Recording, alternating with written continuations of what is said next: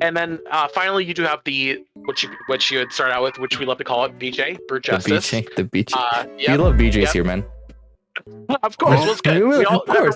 Everyone should. Everyone should. Exactly. Hello, everyone. Welcome to Crystal Coffee Time. I am Mossy Cairo, your resident PvP patter and host of today's show, with a new series talking about rival wings. It's a subject that I know very, very little of, so I brought for both of us to learn rival wings mentor Midas Touch. In this segment, Midas will explain everything that we need to know, basically, about how rival wings works, as well as the community and strategies used for optimized plays. It's not just basic knowledge, he gets deep in there. Trust me, it's gonna be good stuff. Stay on alert for part 2 by hitting that subscribe and ringing that bell icon if you want to see more of these videos in the future, as well as clicking that like button.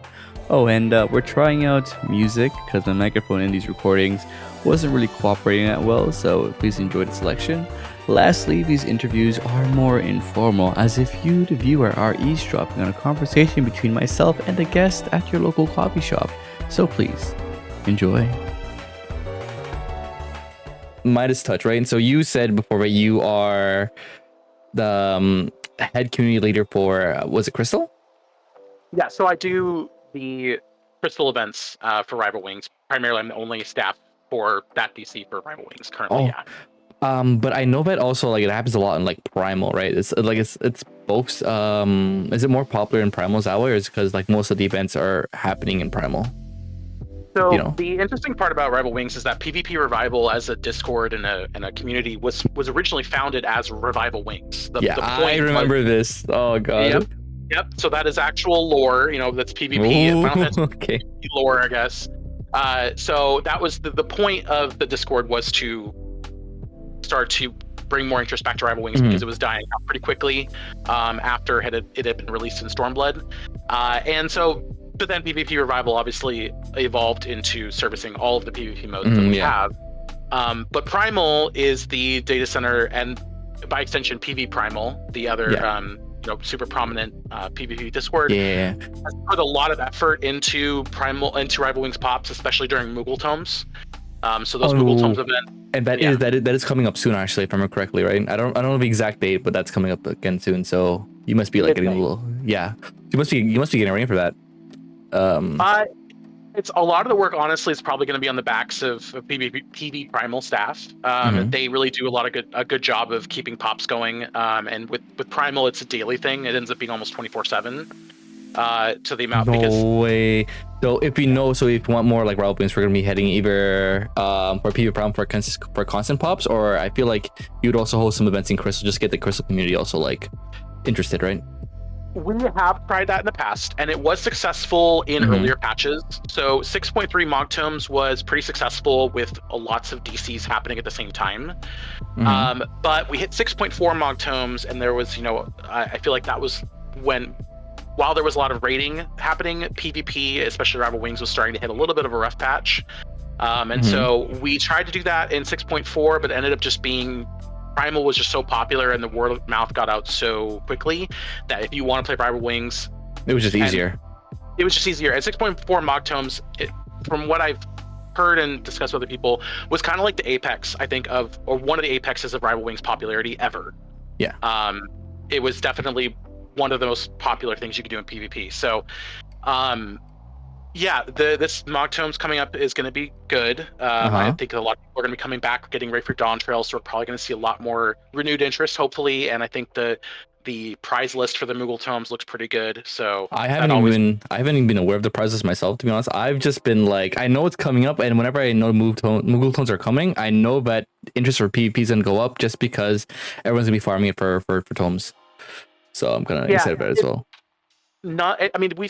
We've had better lists in the past, I think, but there's still farmable items and level 90 portal maps. So that's I think the big thing that people would like draw on, right? Like a big draw, right? Big draw, yeah. Right. So we're like getting really into it, but basically we can go like what Rival Wings is, but I feel like anybody who clicks this video will have some idea what Rival Wings is.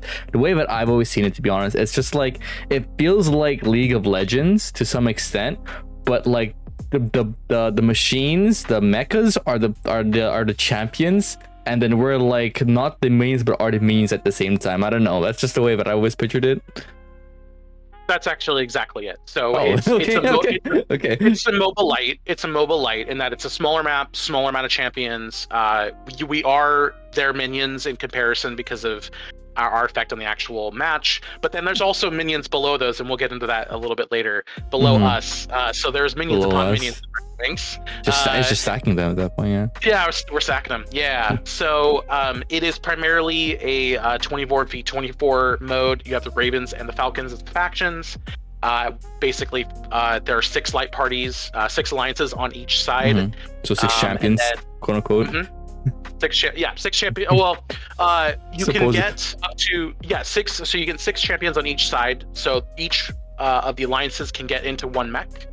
And the availability of mechs changes over the course of the match depending on the game situation. But you have potentially up to 6 mechs at all times on each side. I remember there's like 3 types, right? There's like the cruiser, or like the one that like is good on players. There's one that's good on like for like the structures or towers, and the other one that comes at like is like a clutch mechanic, right? If you break one of the towers, I think it's called the BJ. I mean Brute Justice, my bad, sorry. Where it does like everything, right? So there are 3 mechs that you can get into. They're all pulled from the Alexander Raid series. So if you've done that content, So the Oppressor is from the first tier of Alexander, and it's the big fat mech that's really slow. The chunky one. The chunky one, yeah. So it's primarily he's just bulking, bro. What do you mean? He's just bulking, yeah. He's just bulking. I'm not shaming him. He does good work. Exactly. He does good work. He does a lot of heavy lifting, you know. Exactly. Okay. So yeah. Yeah, that takes down towers and structures, and then you have the Cruise Chaser, which is primarily for mechs, but then also for players. So there is a use for players, but there is more of a use for mechs because it has the most anti-mech DPS that you can put out, short of being a soaring level player. So you're always a threat to enemy mechs. Wait, hold on. Wait. So if you're a soaring, so we're gonna go into this later on, but soaring high, right? It's the thing that it's not like battle high. It's different, right? You don't lose it, is what I remember, but I don't know the exact like how it works. So it functions very similar to battle high in that but it's not removable. So it increases the amount of damage you do. It also increases the amount you heal. Okay. And so there, as if you're a soaring high player coming up against a level 1 player, you're gonna absolutely destroy them. It's going to be no question. But the DPS you get, the buff you get from being at that particular status is pretty significant for a lot of jobs, in which case you can start tearing through mechs a lot more quickly in the later game than in the early. If you have a max soaring high, what's it called? Samurai, they have like they use Madare, that's like at least like what 36k damage, I think, or something like that. That's crazy. Sky Shatters, like everything else, Sky Shatters are one of the biggest enemies for mechs because they just do up to like 70,000 damage because you have no defenses. You can't in a mech. There's some limitations there, so you can't get shields. You can't get anything to help you. It's like very aggressive. Yeah. You can't get Sorry, you can't get what? You can't get. You can't like turtle or anything like that. Like you are as the match goes on, you're a paper thin champion. Your defenses become less and less useful. So it's mainly just like it's just mainly as like a pushing tool, then kind of like that. It's like wave pushing, basically, right? Yes. And then finally, you do have the which you had started out with, which we love to call it BJ, Brute Justice. The BJ. You love BJs here, man. Of course, well, it's good. Everyone should. Everyone should. Exactly. Yeah. We mean, the mech. We were talking about the mech, right? Yeah, exactly. Yeah, exactly. Okay. Yeah. Sorry. Anyway, so Brute Justice does only become available when one tower goes down, either on your side, the enemy side, or both. The tower needs to go down before a Brute becomes available. Okay. So you can only ever have up to 2. Same thing with the Oppressor. You can only ever have up to 2 at any time. That makes sense. Balance. That makes sense. Yep. So Brutes are a mixture of the Cruise Chaser and the Oppressor, but they are pound for pound the best structure destroying mech because their raw DPS of the punches that Brute Justice can fire out will out damage an oppressor every time. So it's because the when you oppressor have has like a long cast down, like there's a really long like cast. Yeah, that's okay. Really long cast bar for the missile, whereas the rocket punches are extremely quick. And they can also stun enemy players. So that's also really useful if you are getting antagonized by an enemy infantry. You can stun them with the rocket punch. And then there are some other tools that Brute Justice has, but they are slower and they're primarily for mechs. So that you can fire a Mega Beam, which does quite a bit of damage to mechs, but has a long cast bar. And then you also have Flare Thrower, which also does anti-mech damage and procs a burn. I remember. So I don't play Rival Wings that often because I enjoy it to some respect, but so I know soaring high is a thing. I know that when you don't die, like you don't lose it when you die. So over time, it's like a mechanic that will cause the game to snowball really, really quickly, right? Like there's no punishment for being out of position because soaring high, you never lose it, and you get it. It's spread between like a team, right? So like if I get a kill, my teammate will also get a soaring high stack. So it's overall, if you get 20 kills, you'll hit max soaring high. Is that correct? Correct. So yeah, any kills that are registered by anyone in your party proc an additional soaring stack, and then take you to flying high at 20 stacks. Yeah. So like, that's what I was thinking. And for me, like as someone who I like the mechanic of rival wings, I just don't like the buff mechanic because I feel like you should have some kind of punishment if you die, but there kind of is no punishment if you die. Do you know what I mean? Well, I think it's necessary because it balances things out so that the individual player can still have an impact on the game mode. Because I think if there wasn't any buff mechanic, and you were relegated to the damage you can put out at the very start of the game. That's true. Mechs will continue to consistently be a more Oppressive. useful option for everything, and there are certain objectives within Rival Wings that are going to get tougher to handle later in the, and they're tougher to handle at the start of the match versus the end when you have that damage buff.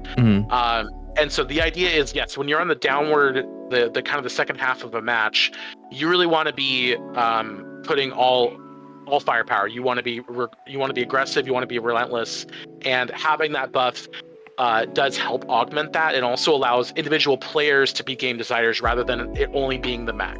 So the way I'm thinking right now, right? You mentioned earlier like other objectives around the map. So I know that there is a goblin mercenary. I don't know what he does, and I also know that on the center platform there is a train. I know this specifically because I have played Monk and I have purposely pushed people into the train. Because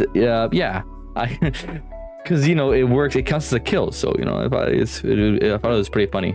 But is that the main other like side objectives? I think it is, because there's also ceruleans around the side which are for the max, I believe, right? Correct. Yeah. So when you hop into a match, there's a number of things that are going to start happening. You're going to see a lot of different things on your UI, and that's where a lot of people get, I think, tripped up with Rival Wings. And that while there is an NPC soft knocks in the Wolf's Empire that can go over a lot of things and is mostly correct about everything in Rival Wings, you really don't understand how it works until you get in and you start seeing multiple timers all over the place, and now you don't know exactly where I need to go. So the way that the other objectives you have in Rival Wings, so obviously your main objective is blowing up towers and then getting to a core. Yeah, that's the main one. So each side is going to have 2 towers, and the core is not accessible until 1 tower goes down. So that's your first goal, is getting at least 1 tower down. And then if you get both towers down, then the core has no defenses. So your goal is hopefully to get both towers down, but you can do it with 1. But to help kind of get you to winning that objective is the other side objectives that happen to help augment a push. So the first thing that's going to happen in any match is the mid train. So in Hidden Gorge, there is a train that bisects both lanes right in the middle. It's a gob train, and if you've done any sort of like Brave Flax long stop dungeons, all of the NPCs and the gob train, all that, all come from that. So it's a little bit of like nice callback to a kind of an underplayed dungeon, Brave Flax long stop and its hard version. I remember. Okay. That's almost like what's the word of name? I remember hearing Brave Fox before. It was like it's all coming to my head now. Yeah. So the mid-train is, so in North America, there is a predominantly what's called the first mid meta. And it's important, this is important for the discussion because basically the idea is most people on NA are going to go for the first mid-train. Yeah. If it's 2 of 3 rewards. So the train arrives, variety of them. Has 3 potential rewards. So the one mid-train that most people ignore, but is actually sometimes useful to go for, depending on the situation, is the garbage juice. I know the garbage juice. Yep. Everyone says ignore garbage juice. I've seen that as a strat before. So garbage juice gives you, it gives everyone in the faction 1 soaring stack if the train is 1. And the way you win the train is you go up the ramp, and then there is a platform that shows up right after the train shows up, which is you have to wait, because if you get on the train before that platform shows up, it'll push you off. It has a steam release, so it'll kick you off. So there is a platform that takes it. I have to. Okay, you know that does explain a lot, actually. Yeah, it is an instant kill thing. So if you are in the path of the train, it will kill you. It does 999,999 damage. The only way you can survive it is if you have a paladin or Dirk invuln. Otherwise, you're just gonna die. I'll keep that in mind. So yeah. there is ways to get around it, but it's really funny because it'll kill everything. It'll kill mammoths, which we'll talk about. It'll kill mechs. It'll kill players. It'll kill other side objectives that the train spawns, depending on what's happening with that side objective. So anyway, so the first thing you can either get a garbage juice, which most people ignore because it gives you the 1 storing stack, but it also gives you limit break. So everybody gets a free limit break. But in Rival Wings, so that's good. Limit break generation is pretty quick and gets quicker as you get stacks of soaring. So it ends up, really in the long run, it's not particularly useful. But it can be useful if you want to start a skirmish in the middle of the map and start getting some soaring stacks. Hold on. My brain just processed everything. So the soaring stacks, it does what with limit break? You get it faster the higher soaring stacks you get? Yes. When you are flying high, if you are Black Mage, for example, you will get a limit break probably every 3 to 4 seconds. It's just like, or not, I would say maybe 3 to 10. I don't know the exact time, but it's like, it is just instant. Like if you not only proc your limit break, but then get a kill, which you can more easily at level 20, you will continuously keep refilling your limit break over and over. So kills give you a drawing gauge. Yep. In Rival Wings. Well, you need to add this in Frontlines, man. And assists. Some assists as well. They need to add this in Frontlines, because I swear to God, limit break in Frontlines is so slow. Because if you're first place in Frontlines, it just goes like 25% more slower, and it is the most horrendous thing. Like I remember, I hate playing Samurai in Frontlines because my LB goes from 2 minutes to 30 seconds to 3 minutes or so, or 2 minutes to 2 minutes 30. It's just so long. But it goes What's really funny is they keep adjusting all these jobs to limit break cooldowns, but they're not actually changing the meta of Rival Wings all that much when they do that, because limit breaks just keep proccing so quick. It's just faster. So what actually is the meta in Rival Wings? I'm just curious. So the first mid meta is basically where, so the reason why it's important, and I think we have endless discussions about the importance of this meta, or the benefits and the cons. So the thing about the train is that if it doesn't go your way, or you are not quick enough to get there first, you can essentially feed an entire faction kills. The way that because the platform and the train and all that are so, there's so little room without falling off the building, you can get corralled. And then just very easily, AoE dropping on you, and it's just like people. So one of the things that is the problem with the meta is that if you are not fast enough, if you're not paying attention to when the gate opens for the match, and you're not right at the edge of that platform, and you're not constantly pressing W, and you're not on your mount, by the time the gate opens, you need to be on it. Otherwise, you're going to be too slow. Like, not all. You can still do it if you're like a little bit further back, but like, the people who know that they need to get there first, they stand where they need to be to get there first. They get ready. They're just like, let me in. They're like shaking the bars. They want to go in, bro. Yeah. The idea is we need to get above. We need to get up the ramp. We need to get across the train tracks and start killing. Like if you don't accomplish that, it's either going to be a really fun skirmish, which I've had quite a few of them, where it's just like there's actually been keel. It almost feels like a crystalline conflict, like crystal struggle situation, where we're just back and forth and back and forth. Everyone's just sometimes they're getting platform, sometimes they're getting kicked off, sometimes they take it back, and it goes on for like a minute, like a whole minute of this 15-minute match. It's just us just going back and forth. I just imagine the AoE just going off. That must be like if that gets soaring high, because it goes it's the beginning of the match where like there's not a lot of soaring high, but if they're soaring high, I feel like everyone just be blowing up at some point. Yeah, I've had situations where we've evenly killed each other to such a degree, but then there was just one good CC that just turned everything around. Like one crucial player was knocked out, and then it just was a stack of cards. A snowball. Yeah. One Gunbreaker so, lands a really nice AoE with their ult. Yeah. Or you just get completely pushed back. So if you are not jumping across that ramp, jumping across the tracks, you get pushed back to the ramp, in which case they'll just push you further back off, and then it's just lost. Once they've capitalized on it's like once they've taken across that platform, you might be able to recover it, but you probably will just need more. So and the worst part, the worst, no, so go. The worst part about that is that if you've given them so many soaring stacks, you've kind of set a tone for the game somewhat, because they're already a huge advantage now. Because they're fed, right? And they're gonna steam a whole lot quicker. That's just like when you play League of Legends and you're playing top lane, and then you feed the person at top, and then out of nowhere he's like, why is he so strong? And it's like, oh, he was a little hungry. Yeah.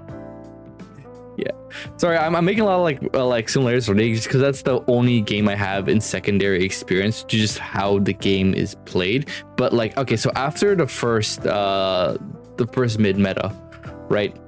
That if you are able to come out winning in that perspective, or in that respect, you have a higher chance of winning the actual like game, right? It's not guaranteed, because again, there's a level of RNG, and I'll start going into that. So because the way the mid train can have different prizes, so there's not just Gobby Juice, there's also the main Cerulean tank, which gives every single light party that wins that train platform 50 Cerulean energy, so they can immediately go back to the base and pull a mech. Because you need at least 50 Cerulean energy in your light party to pull a mech. And that's what the little tanks at the bottom are also like little Cerulean things right at the bottom of the mid. Yes, so there's 3 different ways you can get Ceruleum. So there's which is going to be the most common start, but you could also have people that are on the valley floor that are collecting lemons. We call it lemon farming because they look like little lemonades. Little lemons. Yeah. So each of those are 10 ceruleum energy, and so some people who are maybe not so good at PvP will take on that role of like, I'm going to fuel the mechs. So I'm going to be down in the valley, or I'm going to be in the lanes. I'm going to be killing mammoths, because mammoths are the minions that constantly spawn from our base, and they run down the lanes.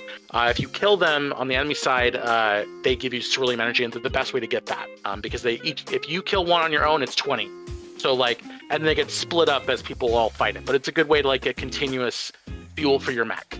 So that's the second prize, and then the third prize is Gob Tank, which is the best prize you can have. I know this one. This is the giant tank that rolls in, right? Just like a super minion, right?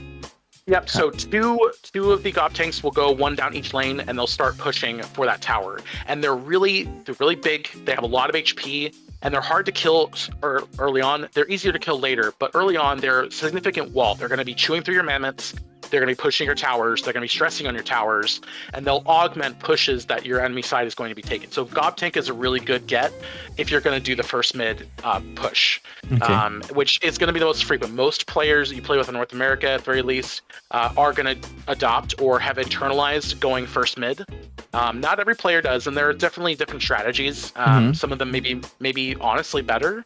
But because it's just the first thing that happens in the match, we're going to go easier. It's just easier, right?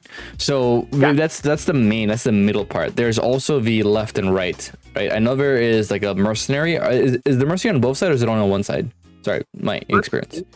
Mercenary only ever spawns on one side, and where it spawns on like which lane it spawns in is RNG. and also how long it takes for it to show up. So whatever, like its first appearance in the match is always different. It has a little bit of a variancy, and then also whatever lane it shows up in is going to be different. So in the north lane, it's up top. There's a set of stairs that go up to it. Yeah. And then on the south, it's in a cave, which a lot of people don't realize. It's in a cave. You have to jump down to it. Yeah, there's a cave there. I completely forgot about that. Yep, there's a cave. And the mercenary ends up, so the mercenary is really, I think, when the mercenary first spawns, that's really when the match starts to me, because it tends to determine which lane is going to be hot, which one we want to control. Because the idea is that if we control that lane, whether it's north or south, and then we also get the mercenary, then what happens is the mercenary is going to spawn on our lane back at base and start marching his way down the lane. And the merc is the best anti-mammoth force in the game, aside from obviously other players. Yeah. But in terms of like an NPC, it will just chop through them. It is chopping through them, getting all the way down the lane, and then it will start throwing bombs. The Gob tank throws bombs too, but the mercenary's bombs are more, they're quicker, so and it will start way to at a tower. Okay, so the way that I'm seeing how games played out right now is normally for NA, right? Because JP is probably different, but we'll focus mainly on NA. Is after the first mid happens, most people wait until like they go about their separate lanes. They get their ceruleum, maybe into a mech and start pushing their lanes. Once the mercenary spawns, that's when you choose which lane, whichever north or whichever side it is when you decide, okay, we're going to control XY, we're going to control the lane that mercenary's in until it spawns. And then it's does it spawn after you beat the mercenary? Is it like RNG, or does it, like, let's say it spawns, is it north, or is it like, wait, does it go north, south, or east or west?